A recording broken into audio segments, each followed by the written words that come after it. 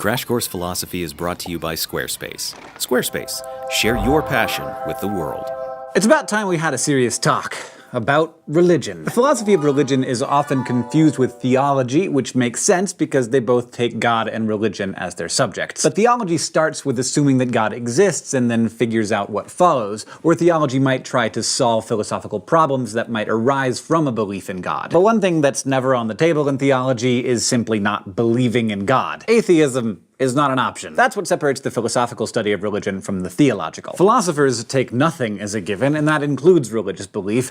Everything is on the table, and everything needs an argument. So no area of belief is sacred, and that means even your sacred beliefs are going to need to be examined, and evidence will need to be given. Some people say that religion is the one area where you don't need arguments, that faith alone is enough. But philosophers don't take faith for an answer. After all, I might have faith that the moon is made of green cheese. So what? Faith is definitionally unprovable, which makes it, from a philosophical perspective, not valuable. So if you're a theist, now's the time to offer some justifications for your beliefs. And if you're an atheist, it's time for you to pay attention too. No one's off the hook. We all need to pay attention to these arguments because religion is hugely important. Can you think of many things that have been as influential in shaping human history than religious belief? Probably not. So if we can get to the bottom of it, we should.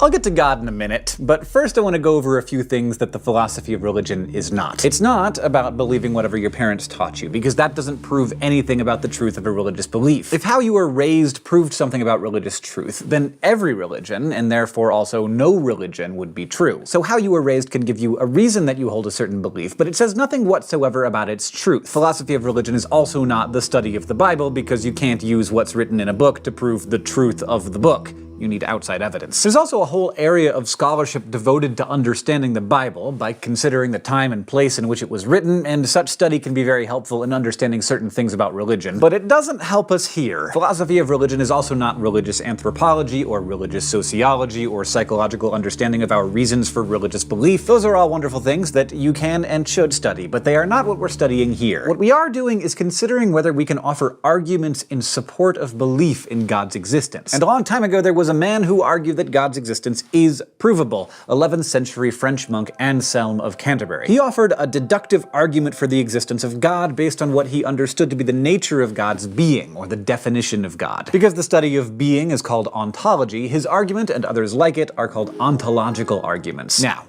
what do you think God is like? Long, flowing white beard, robe to match, nice guy, hard to reach on the phone? Well, Anselm aimed a little bit higher. In fact, he thought God is, by definition, the best possible thing we can imagine. The best thing. Just try to think of the coolest, awesomest, most amazing and wonderful thing you can imagine, and whatever you're thinking of, Anselm said that God is better. He's just the best. In Anselm's words, God is that than which no greater can be conceived. So what does that mean? Well, it means that God must exist, according to Anselm. After all, he pointed out there are just two ways in which something can exist. Something can exist only in our minds and be strictly imaginary, like Santa or unicorns, or it can exist in our minds but also in reality, like pizza and horses, something that we can imagine, but that's also real. Anselm pointed out, and he does appear to be right about this, that any good thing would be better if it existed in reality as well as in our minds. I mean, unicorns. They're pretty great. But wouldn't they be better if they were real? Or the perfect romantic partner. Smart, funny, hot, likes the same movies and games that you do, pretty rich,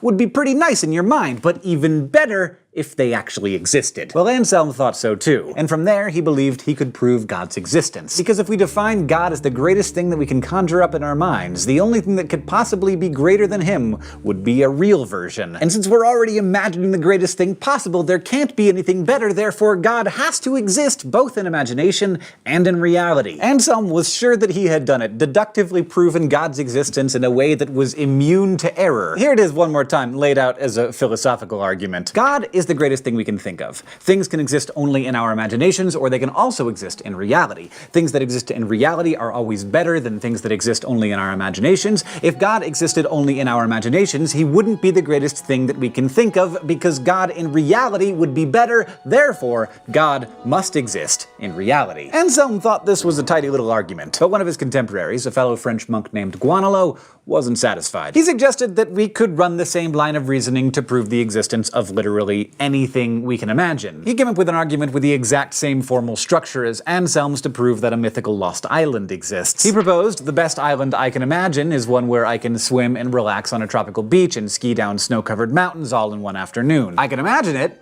so it must exist. Otherwise, it wouldn't be the best island. There would be one better, and that one would have to be real. Basically, Guanelot said, you could make the same kind of argument to prove the existence of whatever you most wanted, but it wouldn't make it real. Anselm responded to Guanelot's criticism by saying that he'd missed the point, that the argument only works for necessary beings, of which there is only one.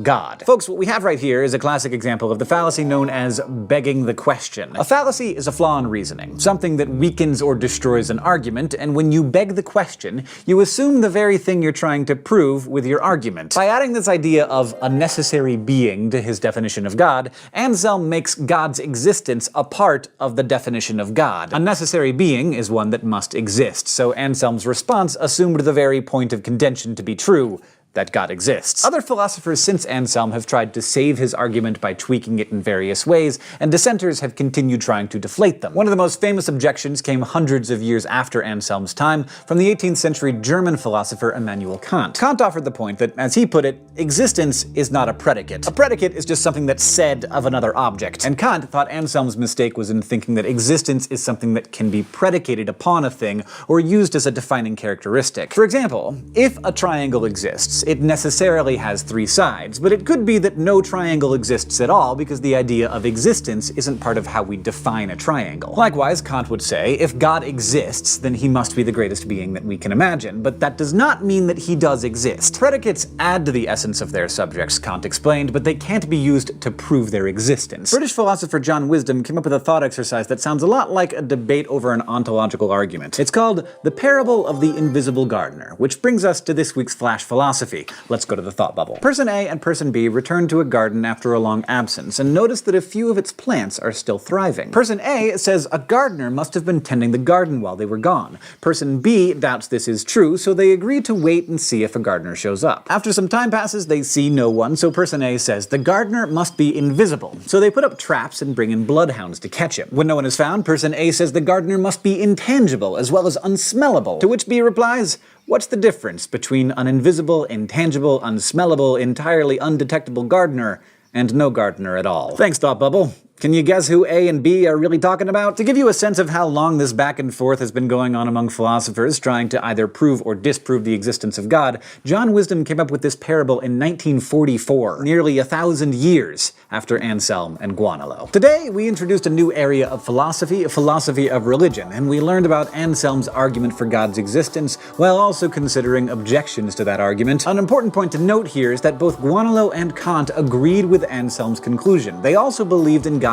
existence. They just thought Anselm's argument didn't prove it. So remember, you can think an argument fails even if you accept the conclusion. When this happens, you should look for a better argument in favor of your conclusion. This is exactly what Thomas Aquinas did, and we'll consider him next time. This episode is brought to you by Squarespace. Squarespace helps to create websites, blogs, or online stores for you and your ideas. Websites look professionally designed regardless of skill level, no coding required. Try Squarespace at squarespace.com/crash course for a special offer. Crash Course Philosophy is produced in association with PBS Digital Studios. You can head over to their channel to check out some amazing shows like Shanks FX, It's Okay to Be Smart, and The Art Assignment. This episode of Crash Course was filmed in the Dr. Cheryl C. Kinney Crash Course studio with the help of all of these awesome people, and our equally fantastic graphics team is Thought Cafe.